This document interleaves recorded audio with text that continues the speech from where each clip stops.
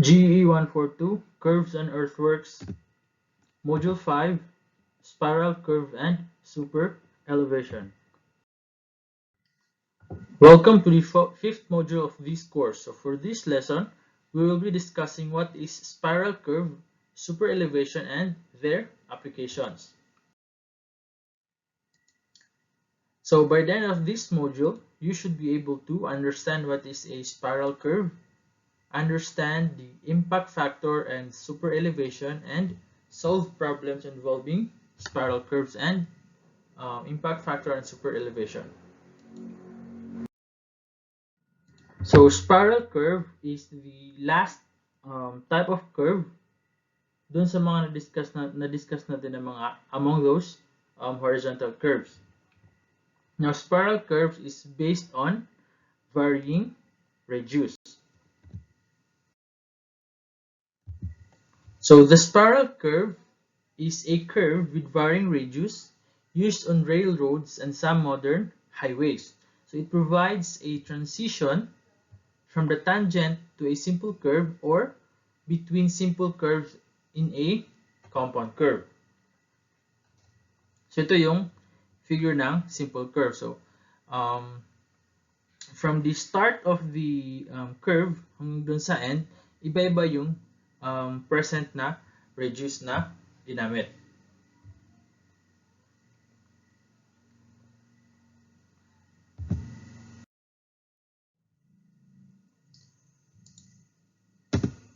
There are cases where a transition is designed between the tangent road and a circular central curve, especially for high-speed roads and railways. So this transition provides a gradual change in curvature in order to lessen the effects of sudden change in path. So say meron kang isang tangent road, so say ganito, then may karugtong siya agad na isang simple curve. So to reduce the sudden effect of change in path at this point, so say kung i-zoom natin yan, pwede na ganito yung effect niya. Ganyan. So the use of spiral curve is you connect from the tangent to the simple curve and meron siyang panibagong curve na yung tinatawag na spiral curve. So in that way, itong part na to is mawawala where this sudden change nung a path is occurring here. So pag may transition na siya sa simple curve is magiging gradual na yung change in curvature niya. So hindi siya sudden na from straight to curve line. So yun yung use ng spiral curve.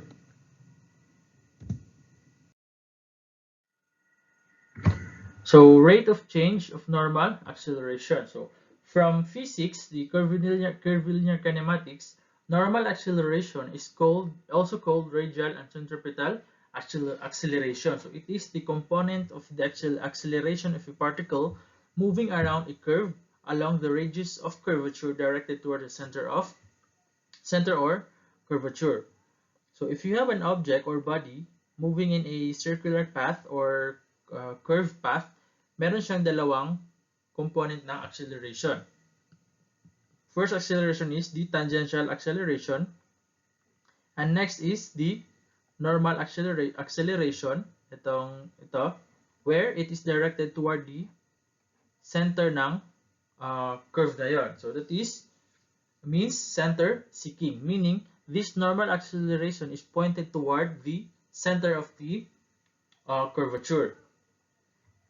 Now, we recall from the formula from kinematics that normal acceleration is equals to velocity squared over r, where v is the velocity of the vehicle or the moving object, where r is the curvature, and n is the radius of curvature, and an is the normal acceleration. So by definition, c is equals to change in normal acceleration over time. So this is the rate of change of normal acceleration. So assuming that the change in linear or is linear or constant, so from 0 to an, so we can say that delta an over t is equals to an minus 0 over t minus 0. So this will give us an over t is equals to the rate of change of normal acceleration. So from the basic formula, velocity is equals to the length over the time. So t is equals to length over velocity, where in this case L is the length of the curve. Let's say this is in a curve motion or curve path. So substituting the equation, the value of t doon sa equation natin, this will give us an over t is equals to this formula, v squared over r over t, or rate of change of normal acceleration is v cubed over lr. So this t here is L over v. So ito yung formula ng rate of change of normal acceleration. So moving on with this on the spiral transition curve or clothoid or yung Euler spiral derivation.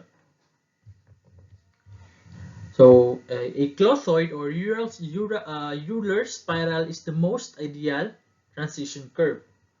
Why? Because this curvature increases linearly. Normal acceleration also increases linearly, and the rate of change of normal acceleration and velocity are constant. So if the curvature increases linearly, the normal acceleration will also increase linearly. So a linear increase means that the rate of change is increase in the rate of change is constant. So from the equation previously, yung c is equals to v cube over lr, we will single out the L. So L is equals to V cube over CR. So since the rate of change, yung rate of change natin in a Euler spiral curve or spiral path is constant. So the velocity of the particle v is assumed to be constant also. So we can therefore establish that the length along the spiral L is inversely proportional to the radius curvature r. So since the v velocity and rate of change is constant, so we can say that the length of curvature is directly proportional to, inversely proportional to the radius of the curvature. So sa basic math, this will become L is equals to K times 1 over R or K over R. So this means that the length of curve multiplied by the radius of curvature is a constant. Okay.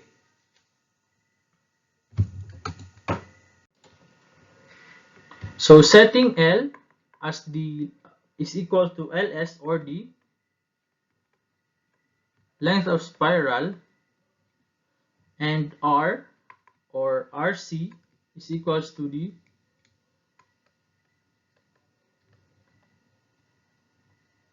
radius of curvature. It is also true that the length of spiral curve is inversely proportional to the radius of curvature. So this will become Ls is equals to K times RC, or Ls RC is equals to K, which is also constant. So if the rate of change of this centripetal acceleration is linear or constant, so this constant, the figure form is called a clothoid. So parang ganito yung figure niya. So parang center seeking. So hanggang doon sa pinaka-center. So yan yung figure ng isang clothoid. So it is the particle is being pulled into the center of the curve with increasing intensity, thus forming a spiral path. So yan yung clothoid. It's a spiral angle. So from this figure, AB, so AB here, is considered to be a arc of infinitesimal length. So this is a portion of a spiral curve, very small portion of spiral curve with infinitesimal length. So considering that DL also is its direct length from A to B. So yung straight line connecting A to B is DL. So since this is a very small distance, we can also say that the deflection angle or the angle here is also very small. So with that assumption, we can say that AB is approximately equal to DL.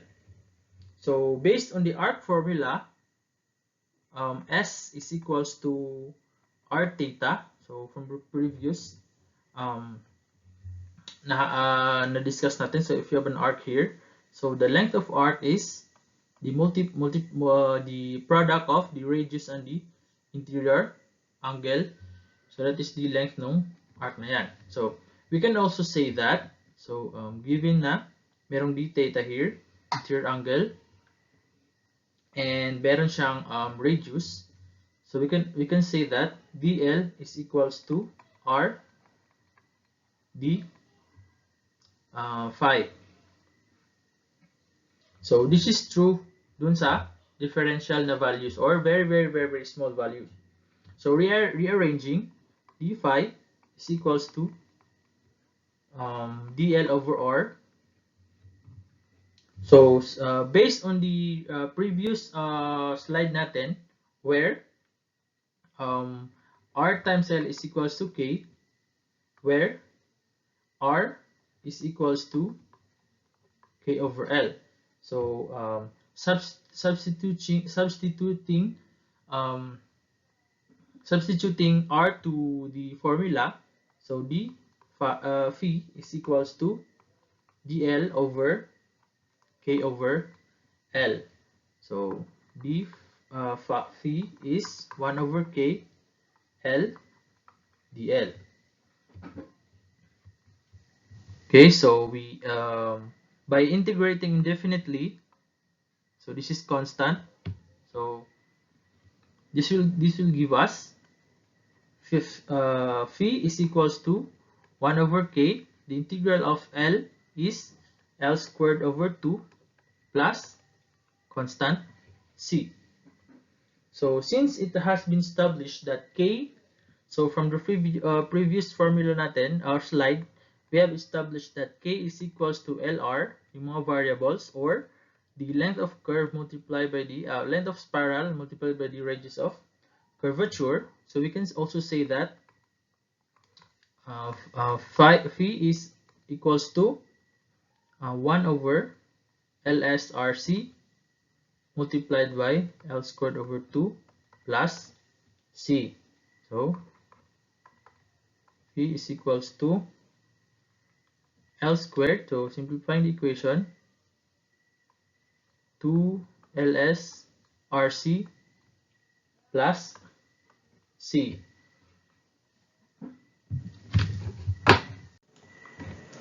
So setting up a boundary equation at A, where at A, L is equals to 0 and theta phi is equals to 0. So this will also give us that C is equals to 0. So the formula for spiral angle is equals to L squared 2ls RC. So this is in radians, so we'll multiply 180 degrees over pi 2 para maging degrees siya. So this is the formula for a spiral angle, where phi is the spiral angle at any point along the length of the spiral. L is the variable length along the spiral towards the point being considered, and ls is the total length ng spiral from end to end, and RC is the radius of curvature of the circular curve. So this, so from A papunta dito, we have changing radius. So but the radius at this point is RC. So this is the point where mag-start yung circular curve or yung simple curve or compound curve. So yan yung connection nila.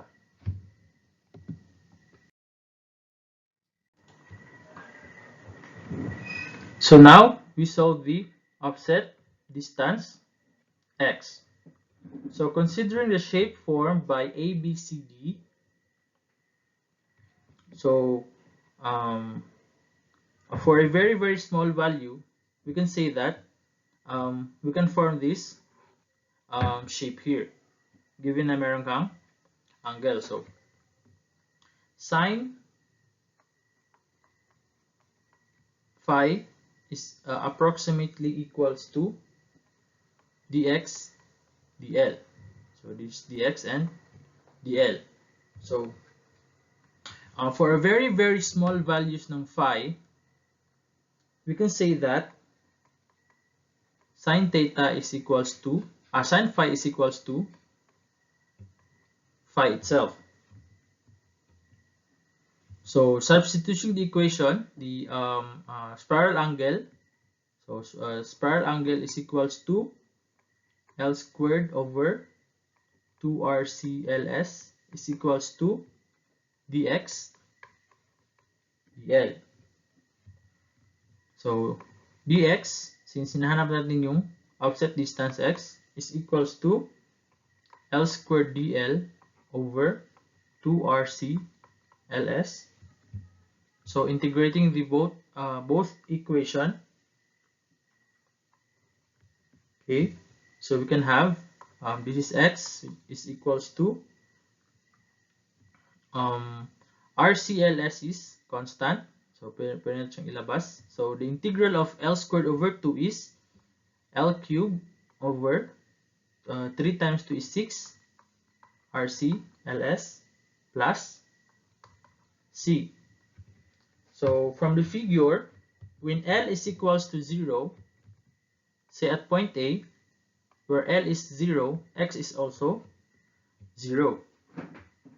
So given that boundary equation, we can say that C is equals to 0 at point A. So the offset distance is then equal to L cubed over 6 RC LS.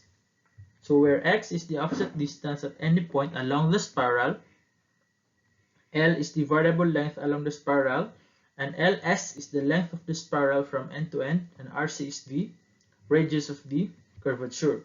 So the angle with respect to the spiral tangent to the point in the spiral taken from SC, called the deflection angle, is obtained by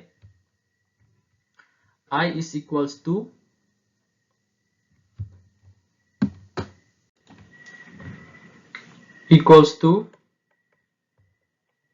phi over 3. So this deflection angle here. So this is an approximation that is accurate up to 1 second of a degree for most spiral curves. So standard equation to siya ng spiral curve. So the deflection angle is equals to the 1/3 of the spiral angle. Okay, so solving for the y, or the distance from the TS, or the first first point of the spiral curve to any point on the spiral. So considering the figure B kanina, so if you project DL along DY, meron siyang excess value na E, where from the figure we can say that DL is equals to DY plus E, or DY is equals to DL minus E. Okay, so using the Pythagorean theorem, DL squared is equals to dx squared plus dy squared. So we substitute the value of dy in here in this formula.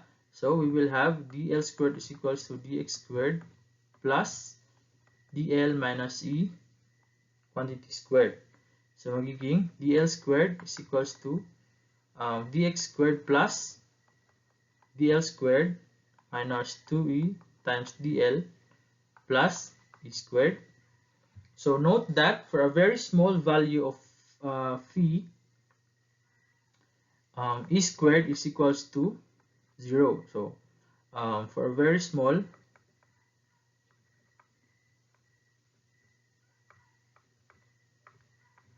phi, e is equals to 0. So ito na phi na to, palit na palit yung angle niya, dl will become equal to dy. So that means yung e natin is magiging 0. So considering this value, so 0 is equals to dx squared minus 2e dl. So e is equals to dx squared over 2 dl. So yung formula kanina, dy is equals to dl minus e. This is equals to dl minus dx squared over 2 dl. So we substitute the value of dy. So dy is equals to dl minus